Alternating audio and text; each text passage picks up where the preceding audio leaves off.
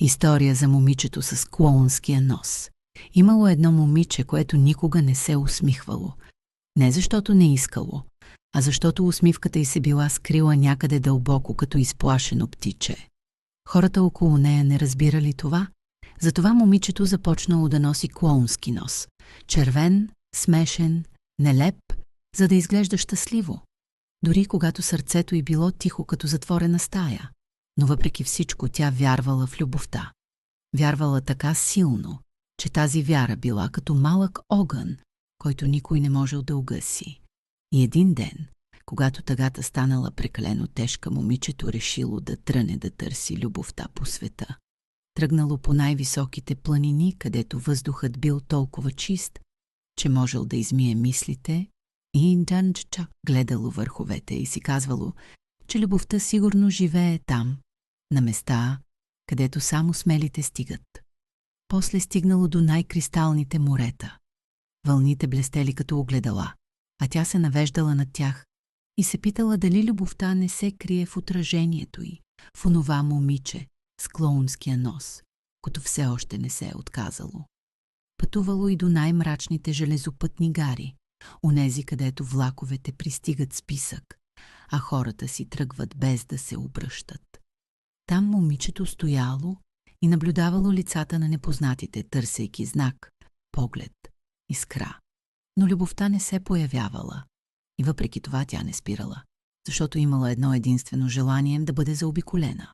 Не от хора, не от шум, не от фалшиви усмивки, а от истински сърца, от топлина, от онзи вид присъствие, което не те пита защо носиш клоунски нос, а просто сяда до теб и остава.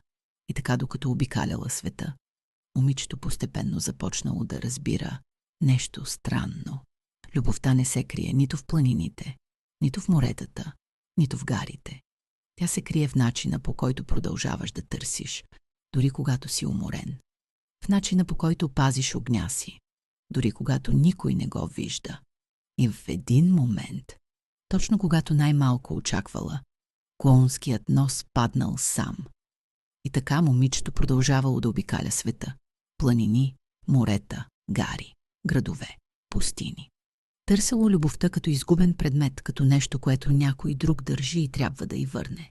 Но един ден, докато вървяло по една тиха пътека между два върха, вятърът духнал силно, спряло, задъхано и за първи път от много време останало само със собственото си лице.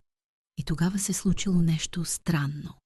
В тишината тя чула сърцето си, не онзи тъжен, уморен ритъм, който познавала, а един друг, топъл, жив, силен. Сякаш някой вътре в нея почукал и казал: "Аз сим тук, винаги съм била." Момичето седнало на земята и се разплакало, не от тъга, а от облегчение.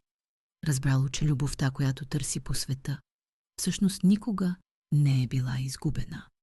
Тя просто била затрупана под страхове, под чужди очаквания, под онзи червен нос, който трябвало да я прави щастлива.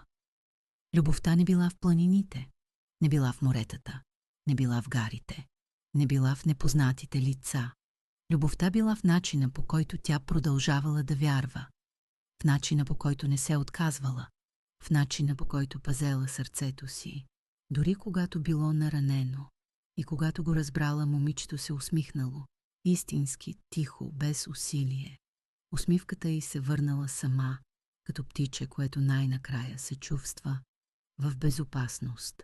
От този ден нататък тя продължила да пътува, но вече не търсела любовта. Тя я носела.